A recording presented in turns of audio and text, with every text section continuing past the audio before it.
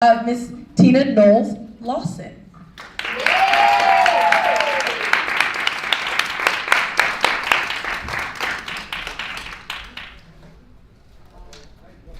With a Q&A, by the way, I should have mentioned that. Question and answers for her.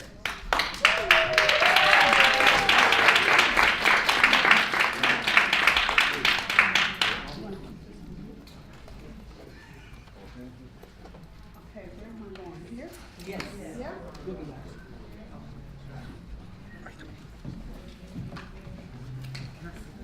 Everyone.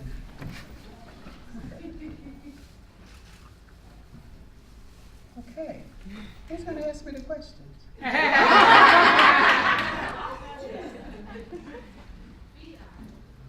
we are. Yeah, Oh, we. I have wrote some, but, no, we don't. You know what, I can just ask the audience. Yes. How about that? Okay. Who's gonna be first? Okay. I think I recently read that you started a theater group in Yes. LA. Can you give us a little information about that? Sure. My husband and I started a theater, and it's called Waco, and not Waco like Texas, but where, I know everybody's like, why Waco?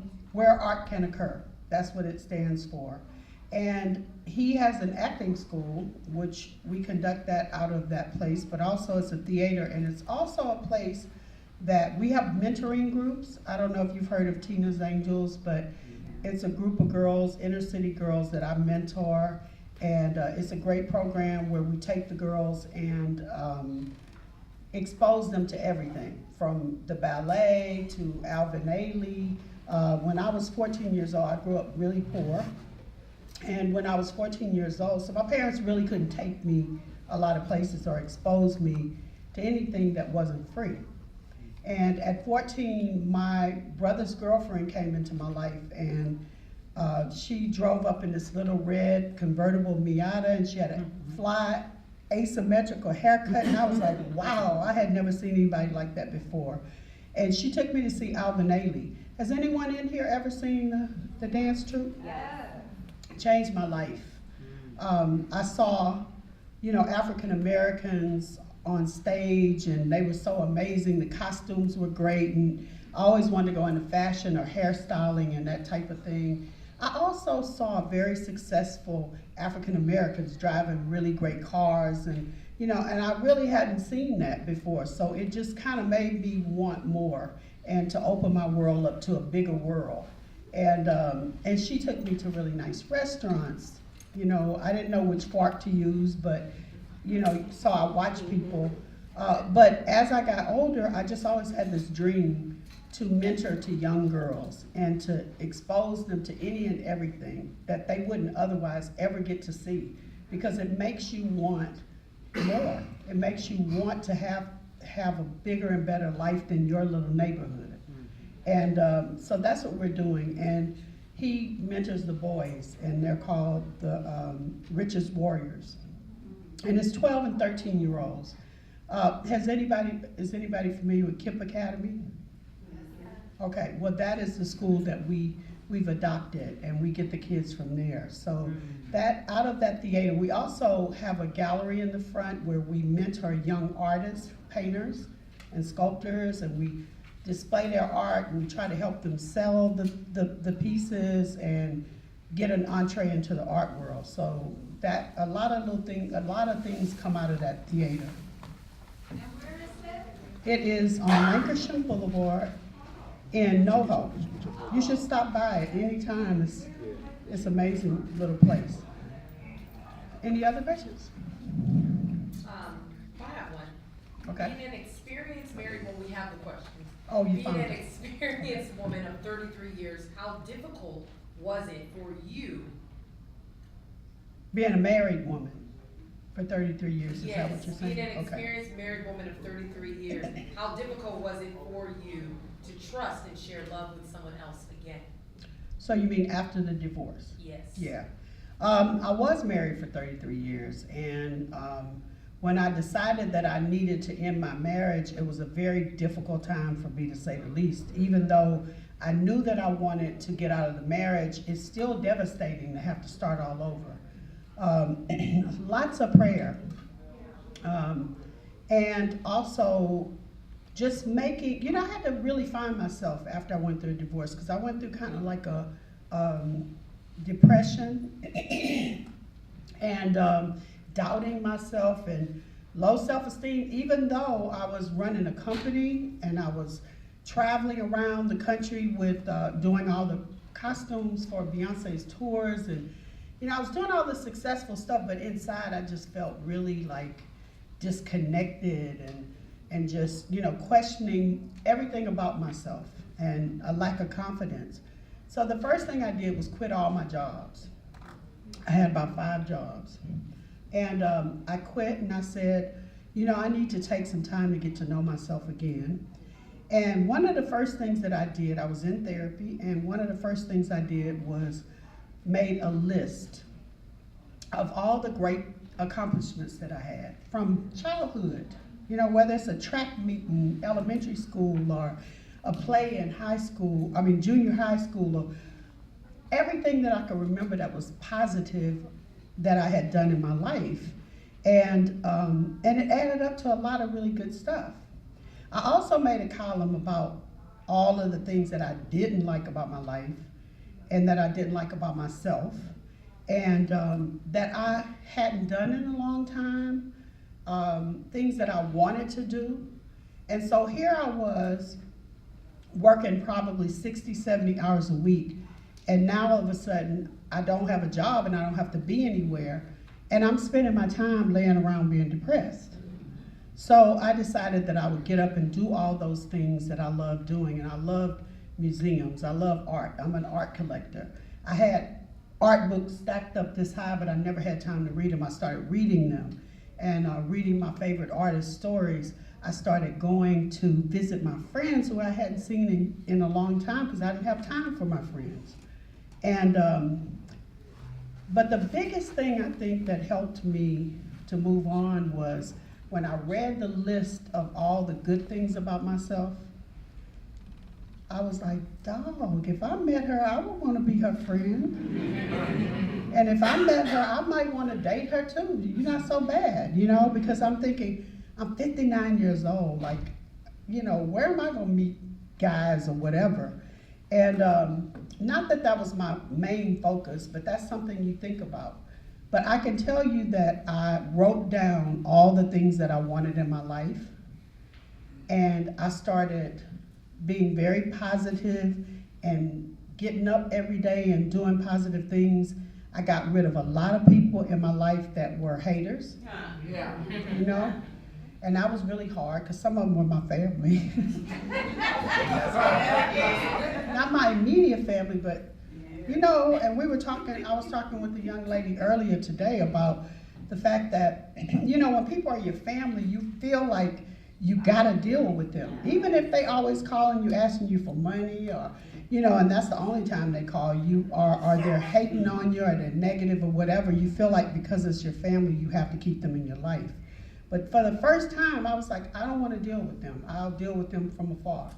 And I'll tell you, my life changed a lot from that, because I didn't realize how much time I spent on listening to everybody's problems and trying to fix them for them and trying to do this and trying to do that, and nothing for myself. So I was really running on empty.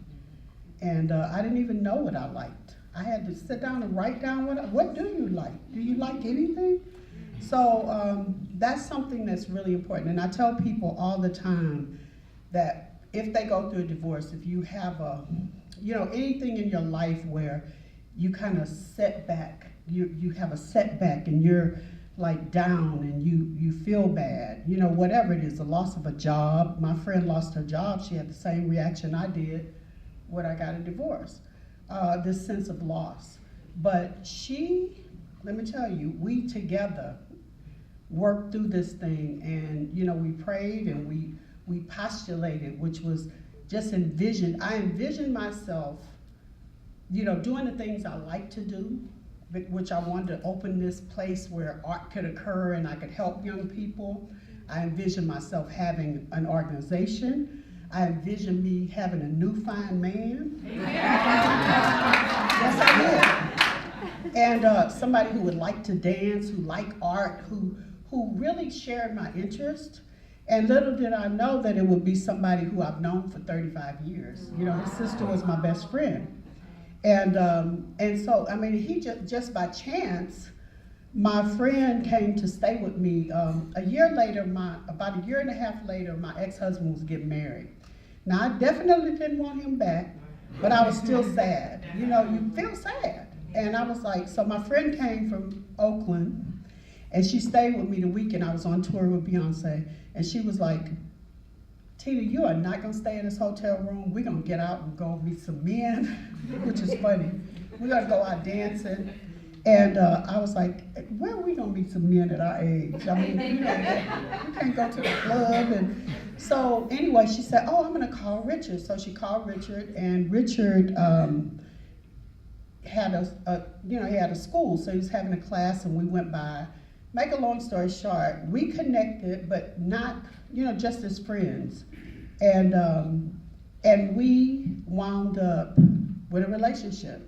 And little would I have ever thought that this friend of mine would be in my life, but he loved to dance. We went out dancing every night. You know, I was like, God, he loves movies as much. I never met anybody that loves movies as much as I do. And we had so much in common, and I feel like God sent him to me because I prayed for exactly what I wanted this time. I didn't pick him on my own. And that was a big part of it. But it was also just being positive and believing that I deserved to meet somebody that, you know, that would treat me right, and that I would have a lot in common with. And I feel like I postulated that. You know, I saw it, I just imagined it, and it came true. And that's the truth for everything. My theater, you know, we have the theater. I'm working with kids, which is what I always wanted to do. Just so many great things are happening in my life because I was positive, and I really took an inventory of myself and decided that I deserved that. So I encourage everyone who has a dream, and it's never too late for dreams. Look at me. I mean, I'm 64 years old, and I'm living my life, my best life. Okay, that was a long answer. I Okay. have more questions. I always see if anyone from the audience. Do you think if you didn't go through that like depression and that time of like rediscovering yourself, do you think you probably would have overlooked the blessing that you have, which is your new relationship? Absolutely. You know, it's funny because let me tell you, this is how this worked.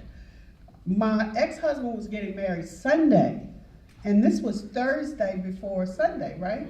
That my friend came down and said, we got to go out. And then she called Richard and said, Richard, do you know any men?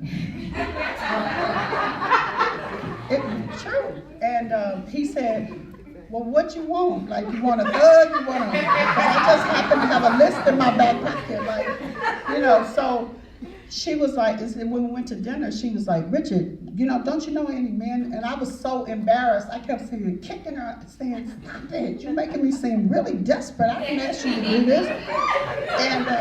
And so she kept asking him, well, do you know any men you could introduce her to? And he was like, well, what you looking for? I said, well, I'm looking for somebody who likes to dance, somebody who likes art, who has integrity, who believes in God, you know, all these qualities. And he said, now this is a true story.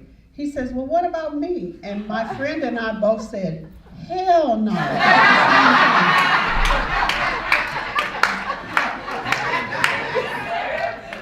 Yeah, we did, because he was always a great guy. Because like I said, his sister was my best friend, so I was around him, and I always thought he was a great guy. But he was good looking, and he was in the movies, and you know, women, he's 71 years old, but the women are still like, right. So I was like, oh no, I don't want no parts of that.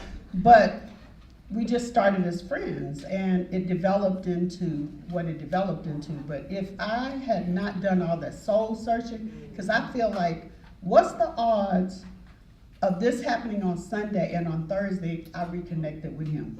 After I don't think I had seen him in 14 years. Because his sister passed away, and, we stayed friends for a while, but then, life goes on. And so I definitely think that I had all this soul searching and to get myself together, because I wouldn't have been ready for him before that time. I would have been doubting and not thinking that I was good enough or whatever. And so, and also just kind of deciding that, in my life, that I'm not putting up with nothing. I think that came from that time, that I didn't want to put up with. Because, as a guy, y'all feel that when somebody's weak and, you can take advantage. And so everything fell into place for a reason. Amen. Mm-hmm. Got a second part to that. Okay. This is something I go through with my older sister all the time. Okay. So you successfully, you did the soul searching and were able to find yourself and able to jump into a relationship. Mm-hmm. Can you kind of speak on to when men do it too, but just when people in general just have the tendency to exit a relationship and just try to fill that void real fast? Right. Well, I don't think that's ever a good idea. And when I said that, I met, my ex-husband was getting married on Sunday, it had been 1.5 years, and I just didn't even entertain dating. I didn't, because I was kind of messed up and I needed to really get myself together. So I wasn't in any hurry to do, to date. And I went on a couple of dates, probably maybe 3 months before this time. And, I did get a little convinced that men my age, I was like, oh, they're just too tired. I'm sorry, but it's the truth. And because I went out with a couple of people and they were like ready to go home at 10 o'clock. And I was like, don't you want to go dance? And they were like, no, I got to be to work in the morning. One guy was deliver babies and stuff, and he's like, I started 5 in the morning. He was just tired, and I was like, Lord, is this what my life is going to be like? So, and then I met another guy who had energy, but he was so intimidated by me, he couldn't talk. He couldn't even hold a conversation. I just think he was really cute, but porch light on, nobody home. Like, not too smart.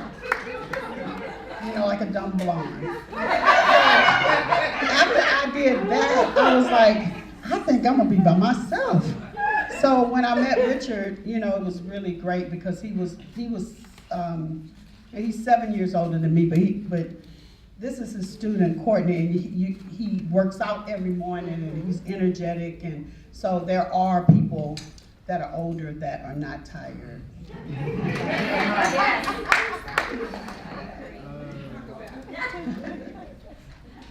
Okay, so. I have another question about Joyce. Okay. This isn't relationship related. This Good. has to do with business.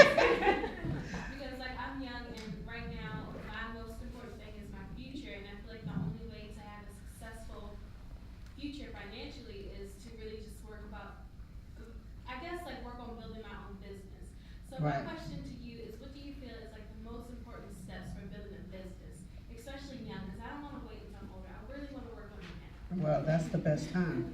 Well, I tell people all the time that the best businesses are services that people need, right? So in building your business, do you have an idea of what kind of business you want to build? Yes, a plus size fashion. Right? That's awesome. Because you want to have a product that people need and that they want, and you also have to have passion about it. Because I can tell you that whenever you're starting a business, you don't make any money for a while. And so but you have to be energetic, and you have to be positive, and you have to work harder than you will later, even though you're not getting paid. So I guess that's the best advice I can give you, is start small. When I started my first business at 33, I had just had Solange, and I started very small. I paid cash for everything. I reupholstered my things. I decorated it. I wanted to make money soon, You know, not a lot of money, but I wanted to make, I'm not the type of person that can say, oh, for 5 years I'm gonna not be able to make any money, but I'm gonna work really hard. That's part of it, but if you start small and you don't go, because everybody told me, go get a loan, go get a business loan and buy new stuff and get the bigger place and get this. Well, I started with 3 people in a very small salon. Within 6 months, I had to get the other side of the building. Within a year, I moved to a big, beautiful place. But everything was paid for when I moved there. So, I mean, that's my advice. A lot of people say use somebody else's money, but think about the interest and think about working to pay out a loan, because that's what you'll be doing. The other thing is just finding a couple people that you really can trust. That's so important. I was so fortunate because I had 2 people that I would trust with my life, and I knew they wouldn't steal from me. I knew that they would work as hard as I did, even though they didn't make a lot of money, and we all grew together, and you know, it became very successful. It was a hair salon, and you got to work in it yourself, because you know, I mean, you got to do the work yourself, because a lot, again, I saw people that open businesses and they think they're going to be be able to just live off the business without working themselves, and you gotta really work hard. What else? Advertising. That's the biggest thing. And you guys are living in such a time that you got the internet. So for me, I had to print up flyers and physically, my ex-husband and I used to, on Sunday, go to church at 7 o'clock, so after church we could put flyers on for 7 o'clock, for 9 o'clock, for 12 o'clock service. And don't be scared to give people stuff free. You know, we had a $9.95 special, and we will shampoo, condition, and blow dry the hair for $9.95. Well, you don't make any money off of that, but it built that business so fast. And then what I would tell people is, if you bring me 3 customers, I'll do your hair for free. So it's the same with the clothing line business. You know, if you know some key people that are influencers, that have a lot of influence, they can be at your church, they don't have to be celebrities, that are gonna wear your stuff and look good and put it online and put it on their Instagram and, you know, that kind of thing, then give them the stuff free. Don't be afraid to do that, but marketing. Use the internet. It's amazing. Okay. Anybody else? What would you tell yourself in your 30s? If it's going back, if you're 60s, Yeah. and you're doing great, but if you could go back, I know you don't probably have a lot of regrets, but what would you tell yourself or anyone in their 30s? At 30? Or 40s, yeah. At 30, I think that I would tell myself to be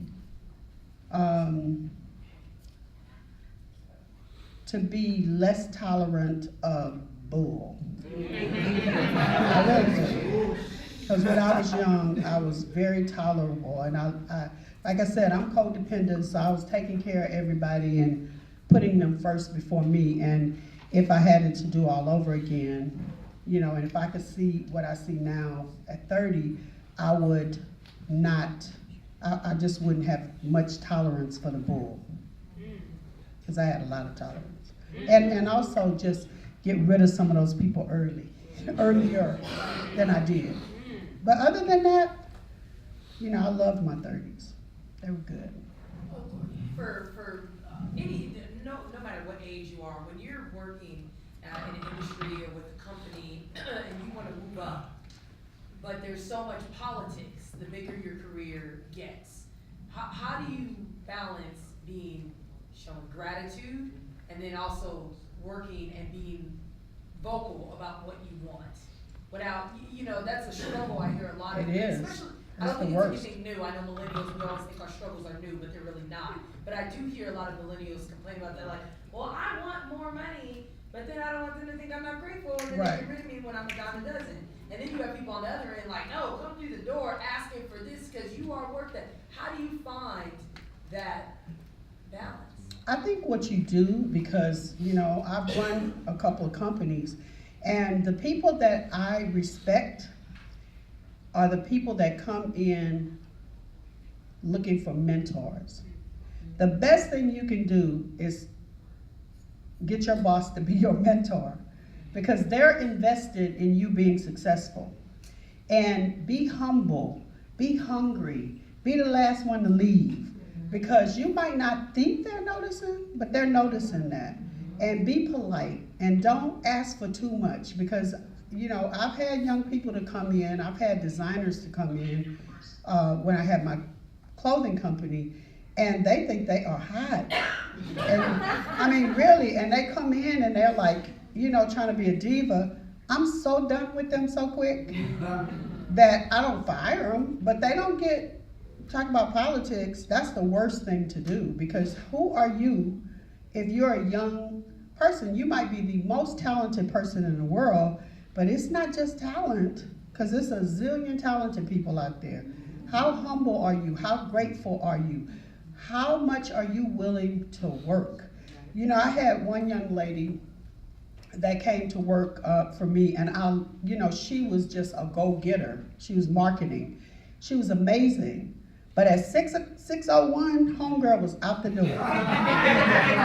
It didn't matter what was going on. We might be having a fashion show, or we might be fitting, because I used to go to different cities and have these fashion shows and stuff.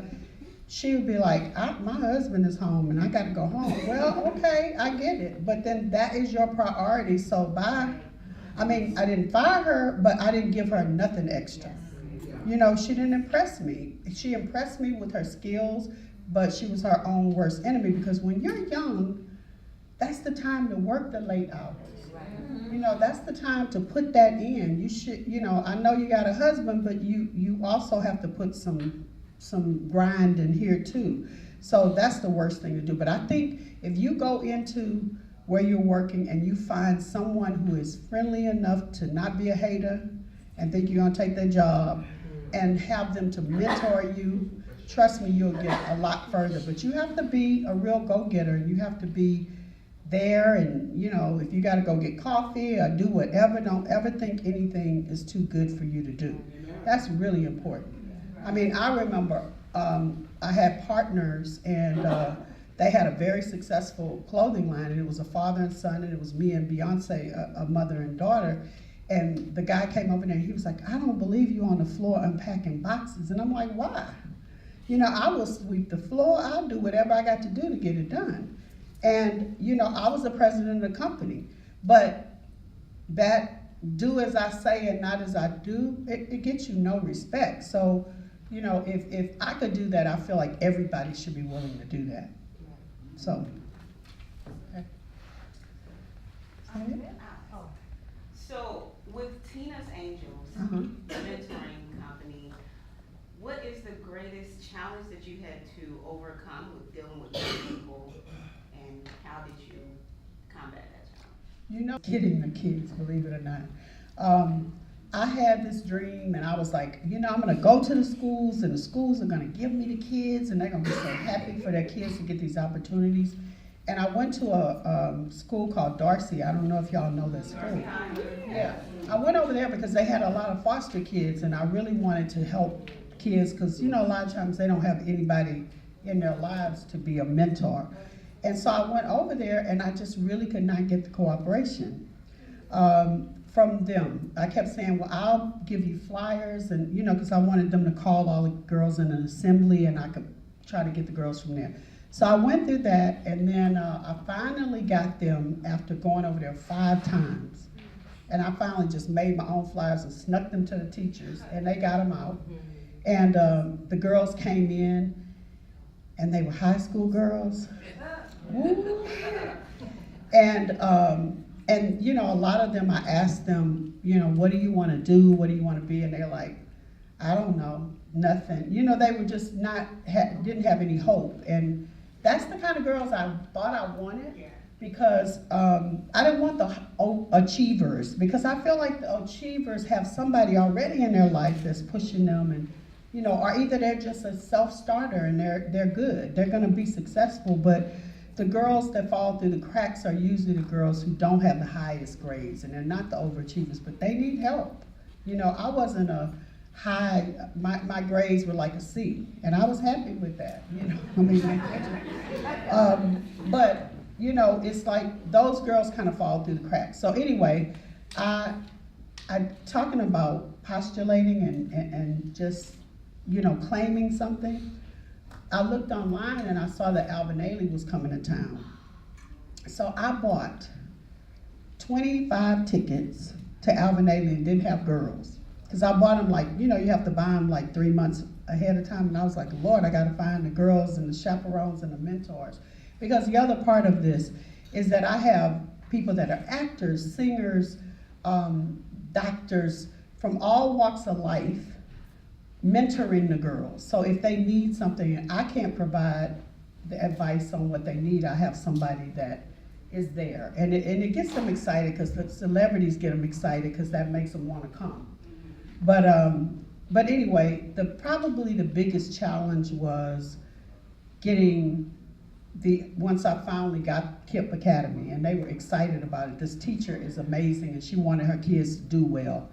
Because we provide everything from tutoring, their grades, some of their grade point averages have risen by 4 points, which is awesome, because they were failing. And so anyway, the biggest challenge was getting them there every week, because I was like, you gotta come every week. When I went to Darcy, they said, these kids, they're not gonna show up every week, you can forget it. So I said, okay, well, that's gonna be the rules and I'm gonna make it mandatory. So I went to KIPP and I met with all the parents and I got them on board. A lot of the kids don't have parents. They have, you know, their parents are in jail, their parents have OD'd. Like, it's a lot of sad situations in there, but the grandmother, the aunt, whoever's keeping the kids, we had a meeting and I told them, I said, you have to have a doctor's slip to miss this. And they were kind of like laughing at first because I was like, yeah, right. But I stuck to it. And you know, my attendance with those girls, every week they're there. And it has made such a difference, you know, in their lives. But it was really hard convincing the parents and the teacher and the girls that they have to come every week. But now they can't wait. They wouldn't miss it for the world because they get to go to Disneyland and we just went to see Black Panther on Monday, and they get to meet all the actors, and I think they've been to 5 premieres of movies, so they get to walk on the red carpet and they get to meet these people. And these are experiences that these girls would have never had, and you should see them. I just looked at a tape from the first day I got them, and I interviewed them, and you know, several of them wouldn't even look me in the face. They were like so shy, their little voices were small. And now we had a recital for them, and Courtney was there. They were up giving spoken word, they were acting, they were singing, they were rapping. It's changed their lives. So I encourage you guys that, you know, it can be through your church, it can be through your school, it can be through your community center. If it's 2 kids, just adopt 2 kids. When I say adopt them, spend time with them, take them to lunch, talk to them, mentor. And during, you know, times like this anyway, with Trump and cutting every program, the music programs and everything that helps kids feel like they belong, it's really important that we try to mentor some kids. Can I follow up? Sure. One more thing. I'm from Ohio, I've been here for 5 years, and I've been trying to mentor kids and just get involved in any way. A lot of places like, oh, we gotta do a background check. I'm like, well, Yeah, well, you do have to do the background. Yeah, well, I'm like, well, do it. I'm a nurse, I'm good. I do it every year. But they never contact me. Really? Yeah, I've been trying to give my services. Wow. Start a company for women, Right. personal development. So I want to give my services, but you were just speaking about mentorship and how you gotta find somebody and follow them. Right. Is there any way that you're willing to have someone maybe volunteer with you? Of course, I'm always looking for volunteers. And I'm looking to volunteer. Yeah, of course you will. You know, we have to do background checks. Everybody that works with the kids have to do background checks. But I mean, all it is like filling out something and fingerprinting. It's over in no time. But yes, we're always open to volunteers and people to come in. Whether you got a good story, you know, that you can tell the girls, or chaperoning, or either, you know, we give a big fundraiser which is coming up on March 17th which funds it. But, you know, we do everything. We've gotten the kids glasses, we got their teeth cleaned, we just any and everything. So everybody who has something that they can contribute or they know somebody. You know, I'm looking for orthodontists now to try to do some braces on a couple of kids that really get teased a lot and get bullied because of it. But yeah, it's so many ways you can volunteer. So you can give Courtney, you guys can exchange information. Okay. Any other questions? Okay. We're good? All right. Well, thank you so much, guys, for listening. Okay. You know, you're talking about men of a certain age. Does your husband have brothers? No, my husband had one sister and she passed away. That's funny. And I But will look. continue your corny jokes. I love it. Thank you. My brother passed away year before last, and he used to have these corny jokes every time you saw him. So that's like a tribute to him. Yeah. Okay. Oh, thank you so much.